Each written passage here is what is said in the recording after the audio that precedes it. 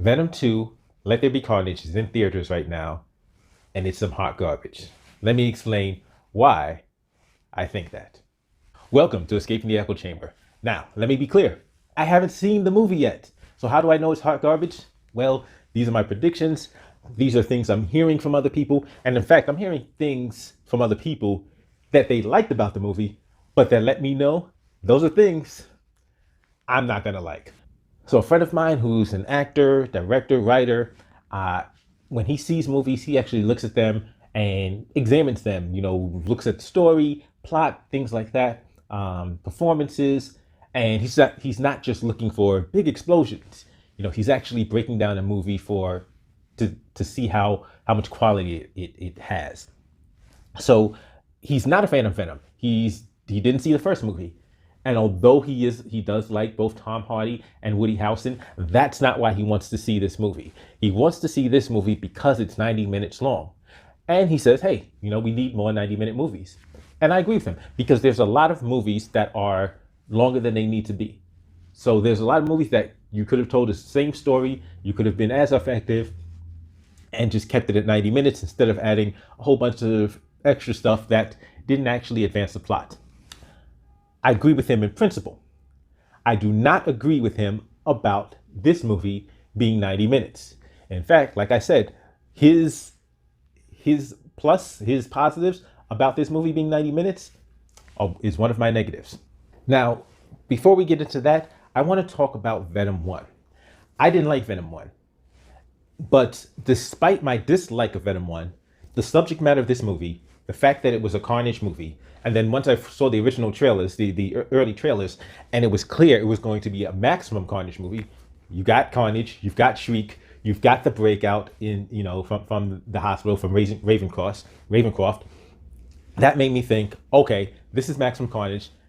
I've waited for this for years, and I was just so excited for the potential for what this movie could be. But Venom 1, I didn't like it for several reasons. One, I didn't like the whole, Venom as a good guy, as an anti-hero, as they call him. Even though they did that in comic books later on, I liked Venom when Venom was a villain. And I think that worked better. The antagonism, the relationship, and the enmity between Venom and Spider-Man was something that was really powerful. But more than that, it spoke to who Venom was. See, the whole thing of making Venom this kinder, gentler Venom reminds me of Joe Schumacher and Batman and Robin making Batman a kinder, gentler Batman who's over his parents' death. And I'm like, wait a minute, that makes no sense because if Batman was over his parents' death, he wouldn't be Batman. And similarly, Venom, kinder, gentler Venom, isn't Venom. Why? How do I know that? It's in the name. It's in the name Venom. As Merriam-Webster defines Venom, it is a spiteful, malicious feeling or state of mind. Extreme ill will, malevolence. That's what Venom means. That's why he has the name Venom. Because it is that feeling, that hatred he had for Spider-Man, which bonded Eddie Brock and the symbiote. That's what created them. That's what created their bond in the first place. And they were united in their hatred of Spider-Man, and they're willing to just go all out to destroy him. Violence was not a problem for them. It wasn't. But you missed that core part of Venom by starting out with, the kinder, gentler Venom. And I know that they changed him, later on into a anti-hero. But you missed the core Venom. You missed the evolution of Venom.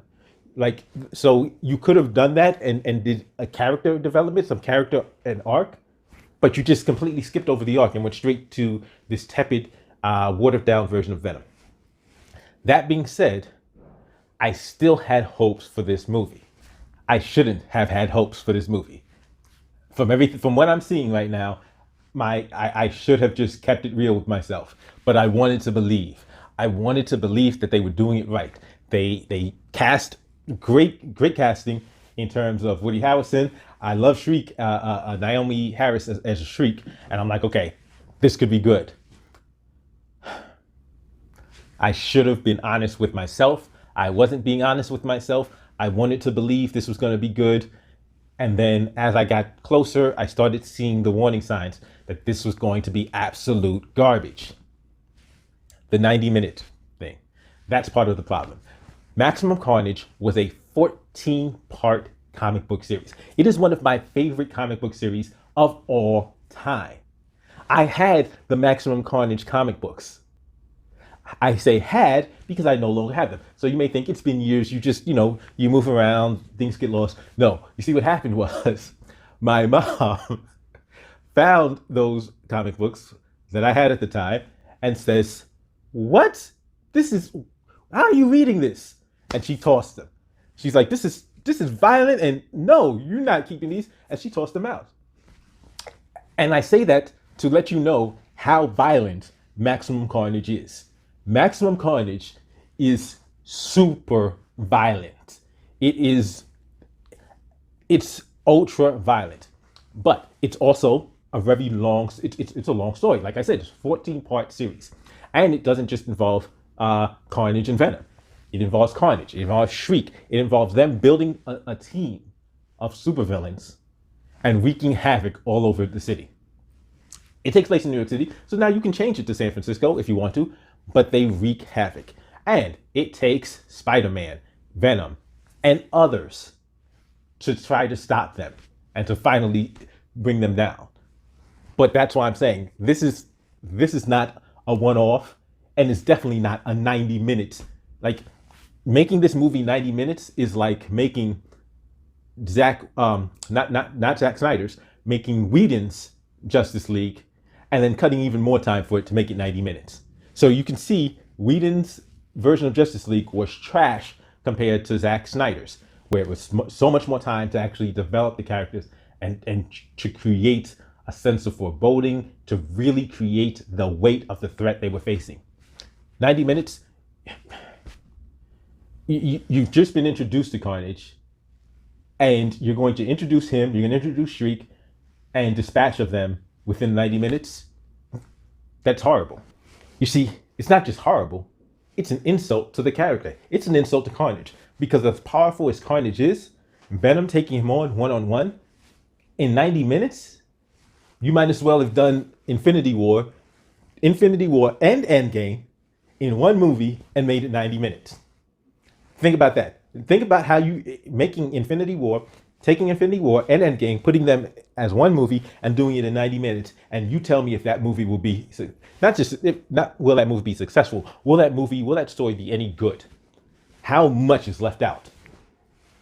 But that's what they've done here. That's what I feel they've done here with Let There Be Carnage, because you're not going to get a chance to see the full scope of how powerful Carnage is, of how dangerous Carnage and Shriek are.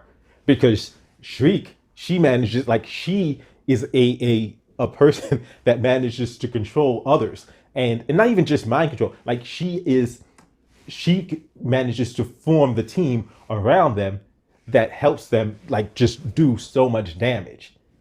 And so all of that is gone. You've taken the heart and soul of this story. You've taken the horror, and believe me, it's horror. It's the horrors that they visit upon the city in their reign of terror. You've taken all of that out of the story, and you've reduced it to a 90-minute, just a one-off, just these two going at it, and like, and I mean, Shriek is there, so I guess at some point she gets easily dispatched with. But it's like, this is just looking at what it seems that they've done to this movie, in terms of time. So that tells me that the story cannot have the heft, the weight, the significance that it had in the comic book series that it's based on and inspired by. But there's more. Like I said, it's a very violent comic book, very violent story. In fact, the breakout, the escape, where Carnage is turning his appendages into edged weapons and slicing people up, that alone should warrant a hard R rating. So I've heard, in fact, I watched some of Amazing Luke's. I got to finish seeing it. Some of his summary, and he also said, well, he's actually seen the movie. I'm hypothesizing based on everything I've seen about the movie so far that this is going to be hot trash. He's not only saying it's hot trash, he's saying that anybody that thinks it's not hot trash is somebody you need to avoid.